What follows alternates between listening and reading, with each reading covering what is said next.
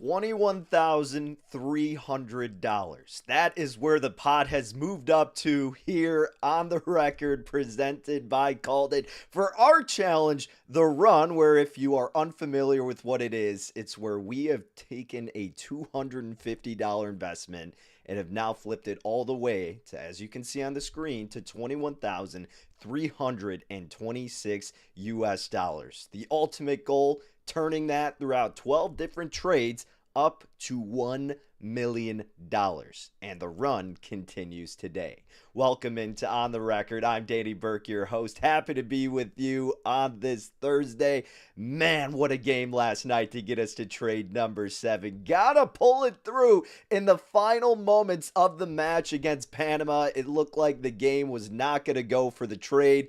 It flipped itself on top of its head, whatever kind of adjective way to describe it you want to call it. It was all over the place. But that's how it's been for this journey so far. It started with the Knicks and a 29-point comeback against the San Antonio Spurs. Then you had South Korea with a goal in the final moments against Czechia to get trade number 2 on the board. USA and Paraguay, really the only sweat-free trade so far. And then following that, you had Belgium and Egypt, both teams to score. France and Senegal, both teams to score. Senegal coming through in the final moments. And then Ghana pulling through late. That now leads us to trade number 7. That will revolve around today's daily call with the first match of the day at noon Eastern time, Czechia, and then South Africa. If you aren't subscribed, make sure you get set up. Just enter your email. It's completely free.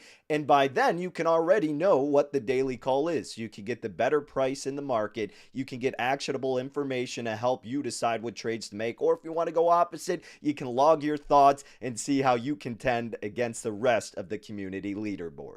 So we'll talk about that match momentarily. We'll also get thoughts on South Korea and Mexico. Dane Martinez, Maya Campion, they'll be joining alongside. We'll pick their brains to see what they think about both of those matches. And then our trending topic, how about these European nations? What we've seen from them so far. We know there is a bit of a disadvantage for their travels in the past when it comes to the World Cup stage. So how have they fared up to this point, and what should we expect for them going forward? How are the markets trading regarding these European nations to win the whole thing? We will talk about that and plenty more here on the record. But let's go ahead and bring in our guest, Dane Martinez at Spittin' Speeds, where you can catch him on X. Dane, I know you're sporting your Knicks today. Curious to see what you're going to be sporting on the pitch as well. But I'm sure it's pandemonium out by you on the East Coast, my friend, parade and all. It is absolutely crazy right now. The Knicks are enjoying their championship parade in the Canyon of Heroes as we speak. But I got to tell you something. I still prioritize this because for the first time, our streak is at 6. We have a chance to get to 7. We could really double this and be almost at $45,000, $50,000. So that is why it pays to tell us here on the record. And I couldn't miss this one for the world, but I just had to kind of represent still in some kind of way, just like Wu-Tang Clan was really what cleansed the building, right? In game 3 and 4 for the Knicks. I got to rock the Knicks and the Wu-Tang. But as Maya's going to tell me in a little bit, it's all about the World Cup, so I have to shift focus for now. That's right. And hey, we got to give credit where credit's due. Not only is Maya obviously just a diehard soccer fan, but she's got boots on the ground. She was at one of the best games yesterday. Our fun segment we always like to play when you're on the program, Maya, is Where in the World is Maya? So please tell everybody the update on your situation, what transpired for you yesterday, and what you have going forward. So yesterday I went from London to London to Atlanta to Austin, drove to Dallas, and it was 100% worth it. I mean, here I am today. I'm repping as well. It was just an unbelievable game. Like, it was incredible. I think one of the best games I've ever watched, maybe. I'm quite used to watching England lose. So it was a really, really nice surprise. Yeah, well, we love to hear it. What do we have in store on the itinerary? What's on the docket? I'm sure you're going to continue to travel because I know obviously you're in a different location now and you're just going to keep moving, right? Isn't that the plan? You're just going from place to place? Yeah, so I'll be going to Netherlands, Sweden in a couple days. We have Egypt, Iran, and Seattle Bosnia, Qatar, and Argentina, Austria, which it will be incredible to watch Messi after his first performance that he had the other day. So it's just back to back from now. And Maya will be all over the place. Make sure you follow along with her content, Maya.pitchside on Instagram. She'll keep you updated plenty with her experiences going from game to game. Can't wait to see all the fun action. We also, of course, can't wait to unveil today's daily call, which of course coincides with the run. As you can see, we are on trade number 7. The pot sits at $21,326. Putting all of that on the line today, making the call on the run in this match between Czechia and South Africa. Let's take a look at the numbers right now at Kalshi, where this is trading at. Czechia, the yes is at 54 cents. The tie, 27 cents. And then South Africa, if you believe they'll come out on top, you can trade at 21 cents. So the daily call, the decision to put the entire pot today for the challenge, the run, is going to be on Czechia. So that is the call today. Called it, put it out earlier. Make sure you put your email in so you can get a hold of the information earlier, because this has moved. They gave it out at 53 cents. Now it's ticked up to 54 cents. But Called It believes their conviction, the true chances, should be listed at 56%. Maya, let's kick it back to you. You're obviously, again, very familiar with both of these nations. I know you follow intently. And of course, you're getting your spirits there on the ground with several of these matches. So I got to pick your brain first. What were your thoughts when you saw that this was the daily call and that over $21,000 would be put on the side of Czechia?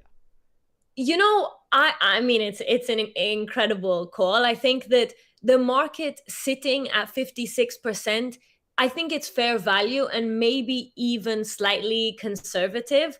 And I'll tell you why. I think that Czech Republic were actually winning that game against South Korea. You know, Krejci with the header put them in the front in the 59th minute. And then South Korea scored those 2 late goals. And I think that's a very different problem to a team that lacks quality. I think it's a team that lacked concentration in the final 20 minutes. And that's important because it's fixable, you know? It stings on paper when you look at that loss to South Korea, but they were very competitive for large stretches of the game. And a lot of their key contributors, you know, Souček, Schick, when fit, they operate at a very, very high level week in, week out. And if you look at South Africa, I mean, the red cards, tactically, that's huge because the squad now lacks the depth. You're potentially looking at a team that has to be reshuffled. You have less cohesion defensively, midfield that's going to have to work a lot harder to cover. The Czech Republic are a physical, well-organized side that will absolutely exploit that disorganization, I think, through set pieces and transitions. So I think that 56%, you know, when you factor in the suspension impact on South Africa, it could even be slightly conservative. So I'm with Czech Republic on this one. All right, Dane, we've heard from Maya siding with Called It's conviction on Czechia. What say you, my friend? Yeah, I mean, I'm glad that I'm here and I get to agree with the call and also agree with Maya. I believe that Czechia is the way to go. I think she brought up some of the best points there. First of all, I think Czechia has the quality, right? We have seen some of the stars actually come out so far in recent days, starting with the USA and Flo Balogun. I'm talking about 2 goals from Holland, 2 goals from Messi, 2 goals from Kane, you know, and everybody's coming out. And I believe that Patrick Schick can, I know Maya said when fit, but I think he's going to play the first 60, 65 minutes. And I think he gets into the act as well. And then the other part of this, Maya mentioned it also. Remember in that opener, South Africa got not 1, but 2 red cards. They finished that game with 9 men, including losing their assist leader kind of in the middle, Zwane, I think, right? And I do believe that Czechia is going to be able to take advantage of that. The depth will be tested, and it's not like South Africa had a ton of depth to begin with. And I would also say that now that we get into the second match and the third match of this group stage, the idea of who is on yellow cards, who are on red cards is a piece of information that you really have have to think through all the time when making your trades here in these prediction markets. And I think South Africa actually is at the biggest deficit because they finished with 9 men against Mexico in the opener. So I agree with Maya. I agree with the call. And let's go with Czechia to get it to 7 straight. Oh, man, love it. Hey, I'll say it right now, I'm with you guys, and I'm with the call. And yesterday we had the same thing. The entire panel agreed. And look, we always joke about this when it comes to the NFL, and you see these programs, and everybody's on the same side, and you're like, oh, that's a death wish. But hey, we broke that curse yesterday with Ghana coming through. I'm with you guys on Czechia. I'm with Called It, and I will be rooting hard for the run to continue. The pot of over $21,000 going on a trade for Czechia to overcome Can I ask you South something, Africa. Danny?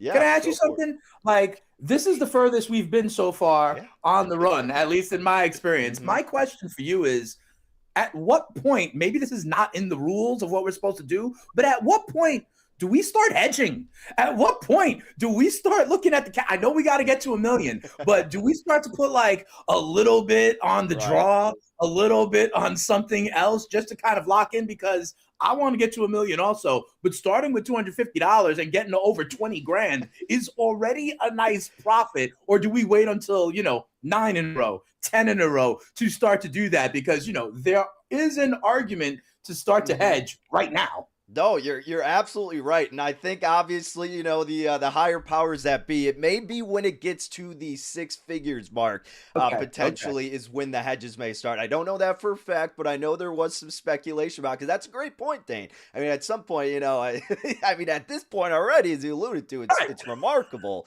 So, man, we just got it. We get Czechia here, and then the conversations get even more real. I thought it was even insane when it got to 10K. Then last night, it's like it just gets deeper and deeper. And now the nerves just keep increasing, and it's absolutely absurd. I think if we get Czechia here, then we may have to get something where Maya's going to be at the game, so we have her with the boots on the ground. That always gives that extra mojo, and then Maya can really give the true feel for whatever match it may be. Yeah, I'll have to give my live reaction, because that would just be unbelievable. So please write that down. Do it at a game that I'm at. I would love to.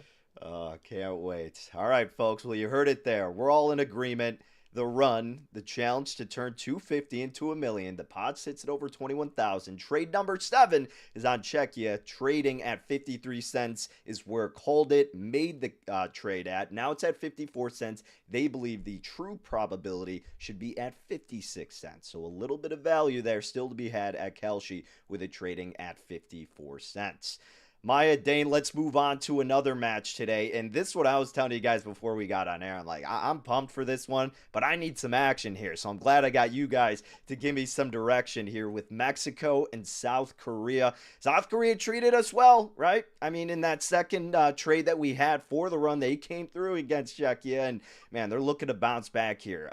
Mexico defeated South Africa 2-0 in their first match. This is going to be a thrilling one. I guess like my internal thought is kind of diving into it a little bit, Maya, that I lean toward the under 2.5. I know it's a bit expensive in that direction, but what do you think about the total then, obviously, in terms of value with Mexico, Korea, Thai? Where do you see it to be had? I think that this market is really interesting because it's built on the assumption that Mexico's 11 is at full strength. And it isn't. I mean, Edson Alvarez has been shifted into defense to cover for the suspended Montes. I mean, the Mexican coach has already come out and said that that's what's going to happen. And that's going to weaken the midfield control significantly. I mean, Alvarez is their engine. He's the one who sets the press, wins the second ball, controls the tempo. Moving him to the back, it really creates that hole in the middle of the field. And I think South Korea, they know this, and they also know the impact that the altitude and the temperature, we always talk about, Mexico's home advantage, but South Korea, they actually set up a camp in Salt Lake City specifically to acclimatize to the altitude. I mean, Guadalajara sits nearly, I think, a mile above sea level, and South Korea have done everything they can to adjust to that. So I think that the altitude card, which is usually Mexico's, great home advantage, is slightly neutralized. But let me tell you that at the England-Croatia game yesterday, the Mexican fans were the loudest ones there. They were unbelievable. They were chanting Mexico, Mexico the whole game. You know, they all had their wrestling masks on. I can't believe, like, if that was the energy that was brought to that game, what it's like to be in the home stadium. So, you know, it's a really difficult one, but I think that the draw could be interesting. I think it's, you know, the market is still anchoring on Mexico's home advantage and head-to-head record, but the team news, it kind of shifts the tactical balance. So that's my, you know, counterintuitive angle. Dane, how do you see this one going down?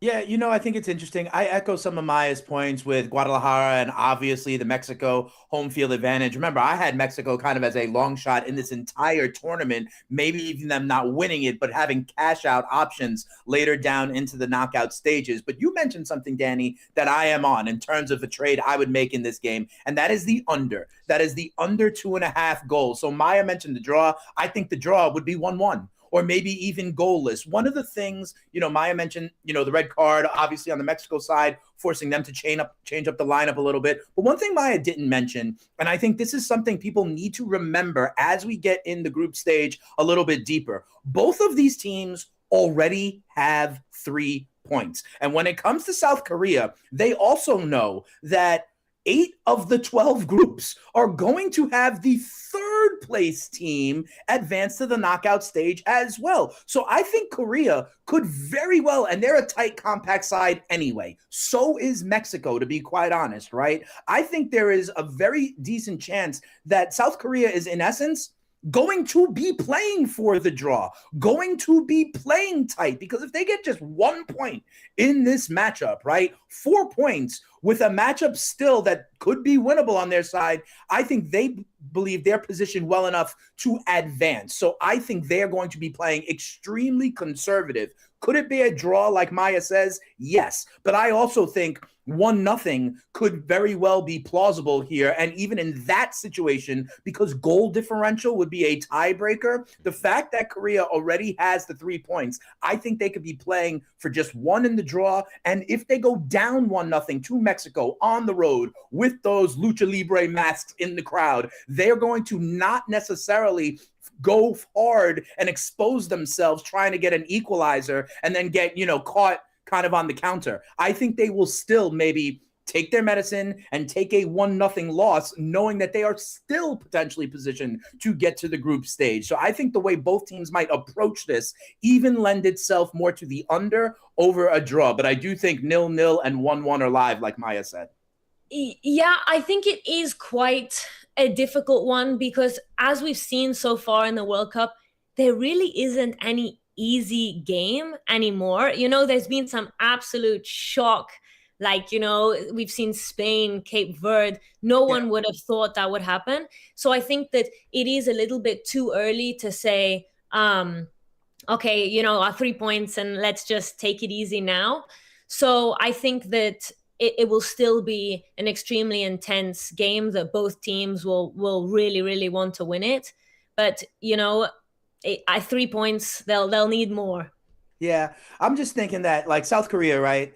After this game, they will have already played Mexico. They will have already played Czechia, right? And so pre-tournament, they had to view the South Africa matchup, their third and final matchup, as, again, you're absolutely right. There are no easy games, right? But probably they went into the tournament thinking that one, the last one against South Africa, would be the easiest of the 3, right? And so if they go down, I can still see them trying to protect their goal differential. They are already +1 because of their 2-1 win against Czechia, right? So if they go down 1-0 to Mexico, and they're at 0 goal differential with South Africa on the horizon, I actually think they would still be comfortable sitting with 3 points. And if they can get a draw and they're at 4 points with the game against the lowest kind of seeded nation, let's say, or the lowest ranked nation in the group still on the horizon, I think they would be comfortable with that as opposed to trying to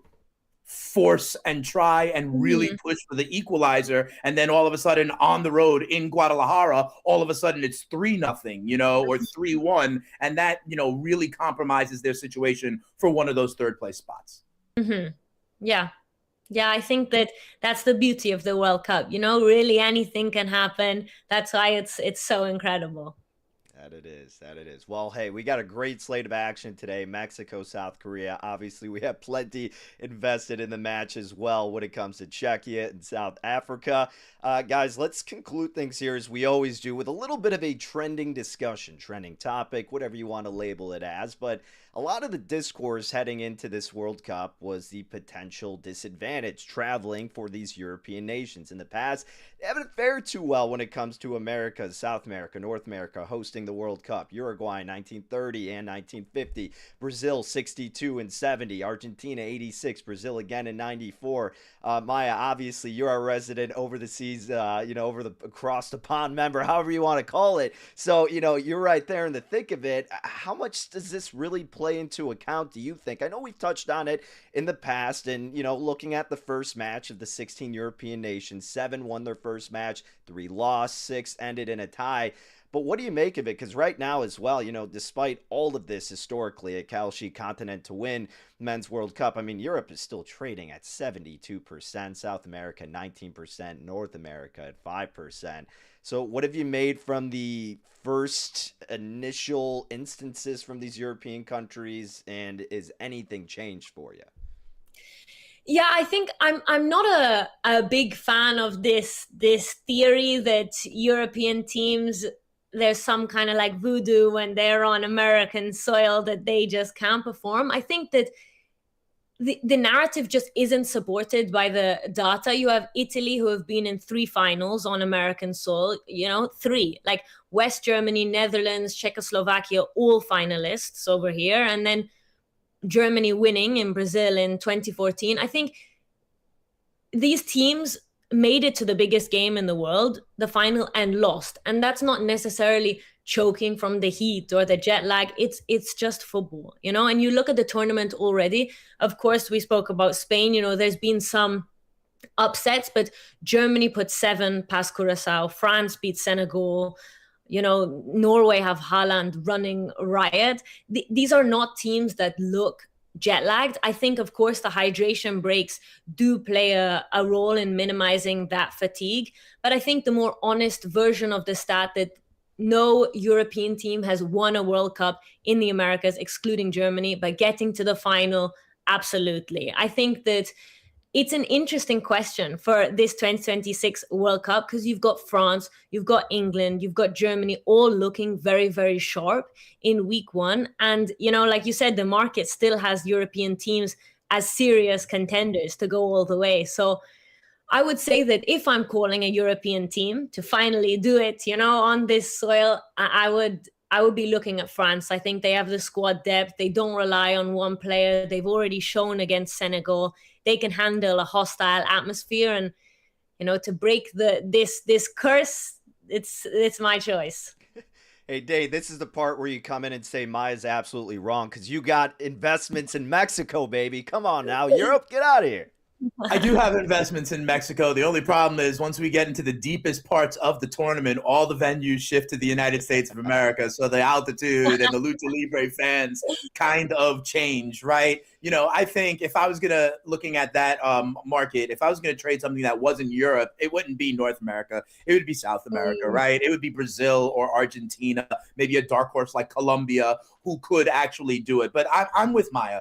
When you think about who all of these favorites going in, whether it be France or Spain, even after their goalless draw at the very beginning. When you look at what Germany has been able to do, obviously England, I told you over here that I thought Norway was a dark horse and they look to be able to score with Haaland. I do think that this quote unquote curse is going to be broken as well. I would think Argentina and Brazil are the really only serious contenders that are non-European that could actually hoist the cup. The one thing I will say is that, and I have heard this before when it relates to, say, like European players coming over from top flight leagues in Europe and then playing in MLS, is that the travel does matter. Okay. The United States, the Americas, where this World Cup is sprawling, is spread out all over the place. I mean, Maya just said it at the beginning of the show. She said she personally has been from Atlanta to Dallas. She's going to Seattle or Vancouver. And eventually, I do think the kind of routine that these athletes usually are in, the body clock, it's great that Korea set up a camp here to deal with the altitude and all that. Not the travel getting to the Americas, but the travel within the Americas during the tournament could be something of kind of a drain on the body, especially you may have to play a semifinal in the state of California and then the final in New York, New Jersey, right? And I do know that travel does in fact hamper the players sometimes, but all of these teams are going to be having to do that. And so ultimately, yes, when you look at the top of the board and you see France and Spain and Portugal and England and Germany, right? I do ultimately agree that it will be a European nation. And unfortunately, I don't think a North American nation is going to go all the way. They may be nice stories for the first week or until we get into maybe the quarterfinals at best. But if you're looking to take Europe down, I think the real only chances are Brazil and Argentina. Yeah, I would have to agree. I think that there is so much research that goes into, the impact of having this long haul travel. And these are teams that have, just a ridiculous amount of people behind the scenes that help make you the best possible player, the best possible team. And I think that, we saw with South Korea, England as well, they have all of that in mind. So I think that, of course, it does play a role. Will it play enough of a advantageous role for the Americas to make it far enough? I'm not sure. I think that's when talent plays a bigger role. Yeah. Hey, well, us in North America, we can dream, at least for the United States, for a little. We're trying to soak in that first victory, one of the best we've seen for as long as possible. So we'll hold on to it while we still can, But you're right. I do tend to agree with both of you. I mean, it's sure there may be a slight disadvantage, but at the end of the day, Maya, as you alluded to, talent's going to supersede that. So either way, you can trade at that. Like we said right now at Kalshi, Europe's still the top nation, 72% chance. South America, 19%, North America 5%, and then it goes on after that. But a fun, compelling conversation per usual with our good friends Dade Martinez at Spittin' Speeds is where you can catch him on X, and Maya Campion live here in the United States, going to be attending several World Cup matches. You could follow along with her content, Maya.pitchside on Instagram. Appreciate you both as always, and appreciate everybody tuning in to another edition of On the Record presented by CalledIt. Folks, we have $21,326 at stake, and it is for the first match of the day, noon Eastern time. We have Czechia, we have South Africa, and all of that money is being invested on Czechia, trading at 53 cents is where CalledIt gave it out. Currently, it's at 54 cents at Kalshi, but they believe that the true conviction should be at 56 cents. So some value to be had with Czechia. And that's where the run is going to hopefully continue on after Czechia comes through for us. Come on, got to speak it into existence, baby. But make sure you sign up at CalledIt.media. Put in your email. It's completely free. You get a hold of the newsletter with the full breakdown and explanation for the daily call. And you can also log your own thoughts. If you agree, if you have some disagreements, if you want to go in a different direction altogether, you can log it all there and see how you compete amongst the rest of the community leaderboard. But that's going to do it for us here for another edition of On the Record. Make sure you come back tomorrow. We'll be sure to recap what happens with the run. Make sure you follow on social media, CalledIt_media. Instagram, CalledIt.media, and like we said, the website, www.CalledIt.media. Tomorrow, 11 a.m. Eastern time, same time as always. It's going to be John Sampanero, and obviously Maya, of course, we got to get her back in the seat because she is attending so many of these games. Can't wait to see what happens today. But until then, ladies and gentlemen, thank you for tuning in. Best of luck with all your trades, and we'll see you tomorrow on The Record.